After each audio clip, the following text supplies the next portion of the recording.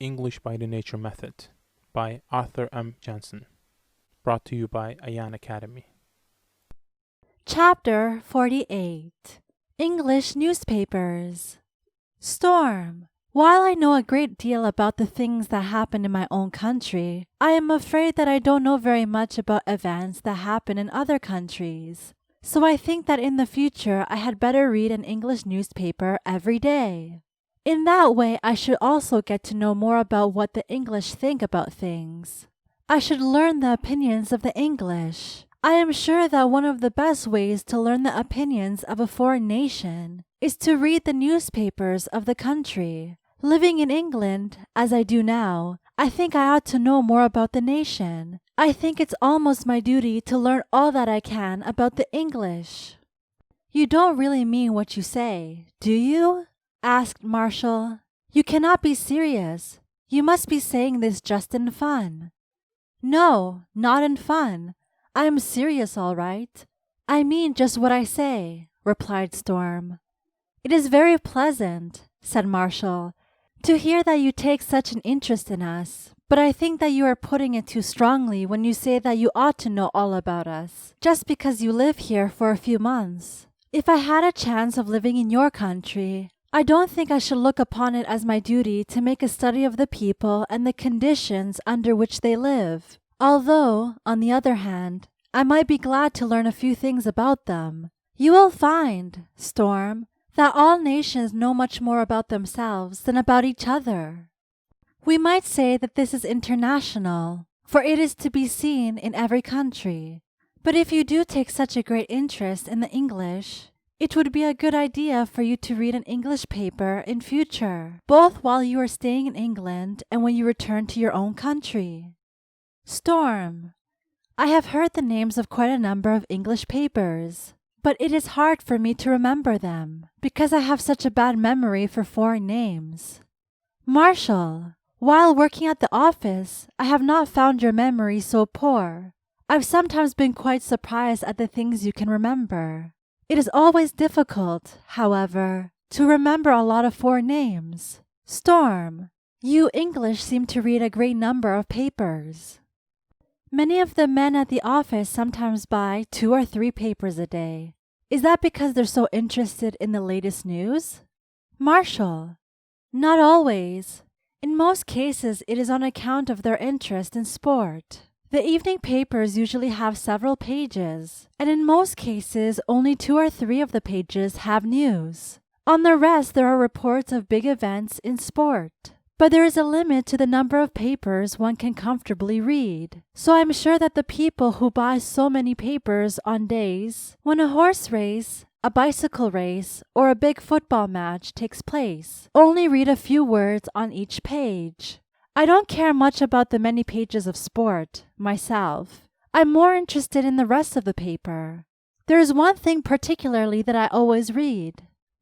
Perhaps you have already noticed the many letters to the editor in our papers. People from all parts of the country write letters to the papers and give their opinions about all sorts of things. Some of the letters are quite interesting, but in most cases, of course, they are very funny, because the letter writers don't know enough about the things they write about.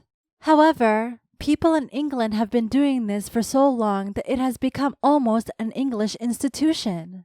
The newspapers of a country are spoken of as the press, and Storm now wanted Marshall to give him some information about the English press. You will, perhaps, be able to make a good suggestion as to which paper will be the best for me. Yes, I could easily do that, Marshall replied. But I have a better suggestion to make. I will first tell you the most important details about the papers, and then I suggest that you try a few of them. In quite a short time you'll discover which one you can read to best advantage. Storm answered that he would do as Marshall suggested, and Marshall went on saying, You mentioned that you would like to know more about the opinions of the English, but, of course, you understand that not all Englishmen have the same opinion. In Parliament, we have a very good example of this. Those who are of the same opinion and have the same program for what they want to do for the good of the country are spoken of as a political party, while what they want to do is spoken of as their political program. The most important men of the largest party usually make up the government of the country, and it is the duty of the government to look after the affairs of the nation. In England, we have 3 large political parties: the Labour Party, the Conservatives, and the Liberals. All the papers that I shall mention to you give the opinions of one or other of these 3 large political parties, although they are not owned by the parties. I will begin with the Daily Telegraph, as I have a copy of it in my pocket. Of course, you have seen it many times before, and you know what it is like. It has a circulation of about 1 million and is, as you will see, a very conservative paper. 2 other important conservative papers are the Daily Mail and the Daily Express, the first with a circulation of 2 million, and the second with a circulation of 3,800,000. Storm. I can't understand that you have not mentioned the Times. It is almost the only English paper ever mentioned at home. Marshall. The Times has a circulation of about 300,000. Storm. Has the Times only a circulation of 300,000? Marshall. Most foreigners are inclined to think that the Times is the paper with the largest circulation. The reason for this is that many times in the past it has given the opinion of the British government, and on account of this fact it is, of course, one of the most important papers, even though it is not one of the biggest. The largest Liberal paper is called the News Chronicle with a circulation of 1,750,000. Then I must mention the Labour paper, called the Daily Herald, a paper with a circulation of over 2,250,000.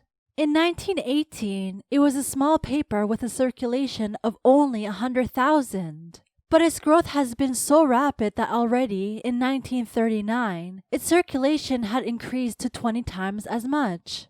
What a growth, said Storm. I have heard of papers growing quickly, but never such a rapid growth as that. In your place, Marshall continued, I should buy a copy of each of these different papers.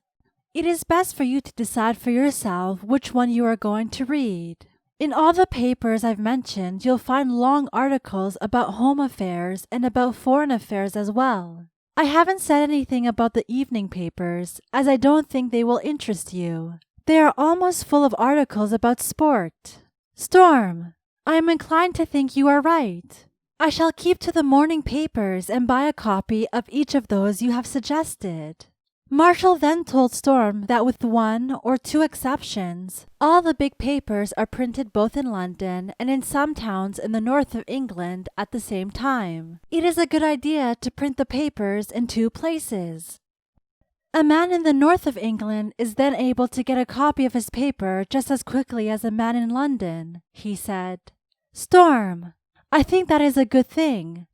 Nowadays, it is important to read newspapers.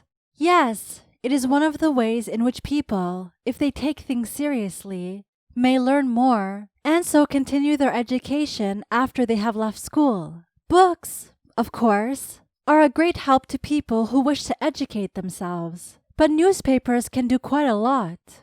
The papers, however, might do even more to give people a better education. But in our days, there is a tendency to fill the papers with articles about sport and politics, and to leave out things that might be more useful. One notices this tendency more and more as the years pass, and as it is the case in every country with hardly any exception, I think we might speak of it as an international tendency. I see nothing wrong in reading articles about politics, Storm answered.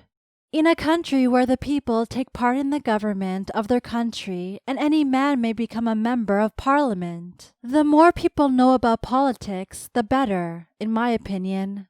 There is something in what you say there, was all that Marshall could say to this. Speaking of reading, Storm continued, I have noticed that there is not much space between the lines in your papers. That is bad for one's eyes, I think. But of course, if you add up all the space saved between the lines in this way, it comes to quite a lot, doesn't it? More reading matter for the same money. Newspaper work interests me. I think that when I know England and the English a little better, I shall write some articles about England and try to send them to one of our papers at home. So be careful about what you say and do from now on, Marshall. Everything that you say will be used against you." "And I," replied Marshall with a smile, carefully folding up his Daily Telegraph and putting it under his arm, "shall write an article called 'Educating a Young Foreigner in London,' and tell about all the funny questions you have asked me." So saying, Marshall took his friend back to the office from the small restaurant where they had been having lunch. Each had his paper folded under his arm. Exercise C. Grammar. We have mentioned two kinds of pronouns, the personal and the possessive pronouns. Now we will talk about a third kind called the demonstrative pronouns. The demonstrative pronouns are this, these, that, those. This and that are used in the singular, and these and those are used in the plural. This and these are used about persons or things that are near us, and that and those about persons or things that are farther away. Examples: this is my house, and that is Johnson's. That is, the house here is my house, and the house over there is Johnson's. This is my brother, here. That is Mr. Smith, over there. This book is one of the best I have read. That book is no good.